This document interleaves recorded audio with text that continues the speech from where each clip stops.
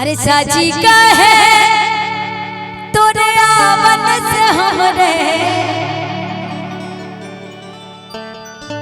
के अंगना में आई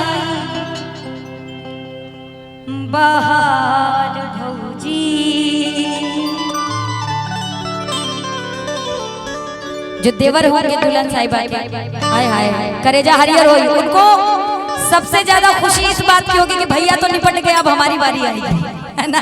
हाँ, इसीलिए वेट करते रहते कि बड़े भैया की कब शादी हो और कब हमारी भी जुगाड़ लगे।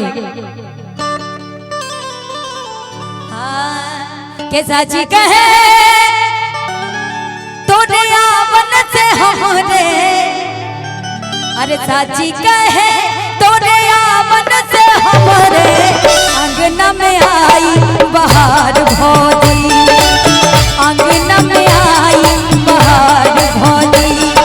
लक्ष्मी की सूरत ममता की मूरत, लक्ष्मी की सूरत ममता की मूरत लाखों में हमार भौजी, लाखों में हमार भौजी। साची कहे तोरे आवन से हमरे, साची कहे तोरे आवन से हमरे अंगना में आई बाहर भौजी, अंगना में आई बाहर भौजी।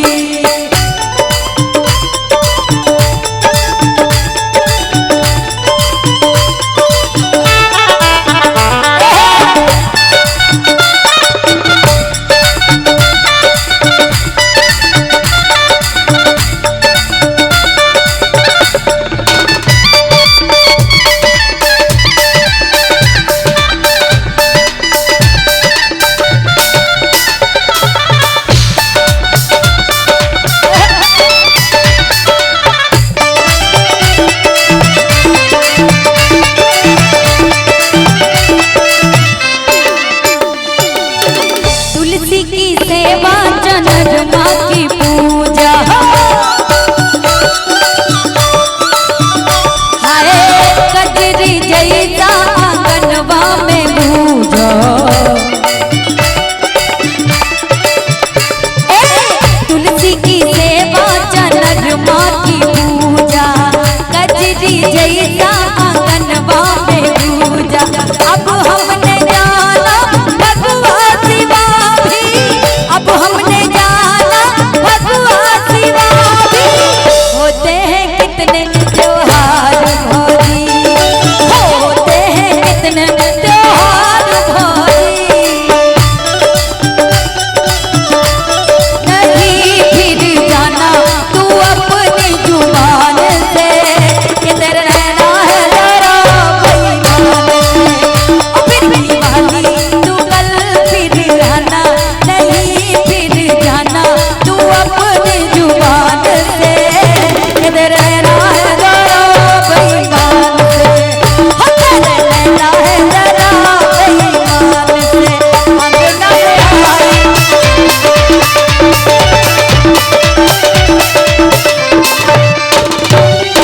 और बड़ा सुंदर भाव क्या, ई घर था भूतन को डेरा,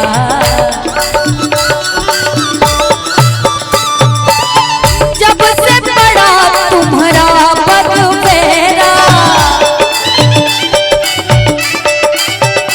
हाँ, ई घर था भूतन को डेरा, जब से पड़ा तुम्हारा पग फेरा।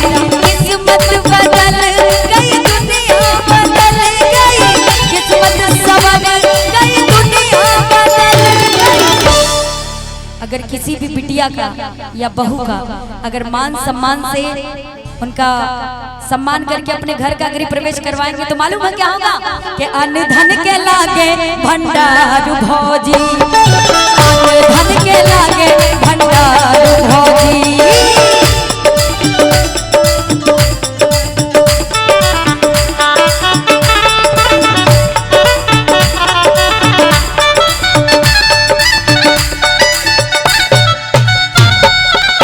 मैं न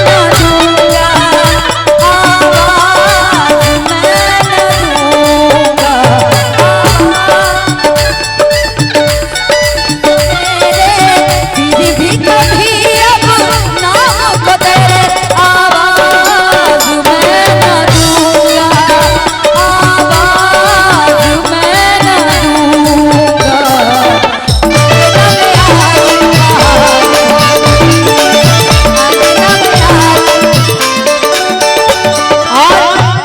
भौजाई आती है तो सबसे ज्यादा खुशी छोटे देवर को होती है, क्योंकि वो अपने चाचा दादा को इतना काका काका कह के थक जाता है कि सोचता है बड़े भाई की शादी हो और हमारा भी नंबर है चच्चा कहलाने का। क्या बचपन से हम काका कही कही के हारे, कोई हमें भी तो काका पुकारे। बचपन से हम काका कही कही के हारे, कोई हमें भी तो काका पुकारे।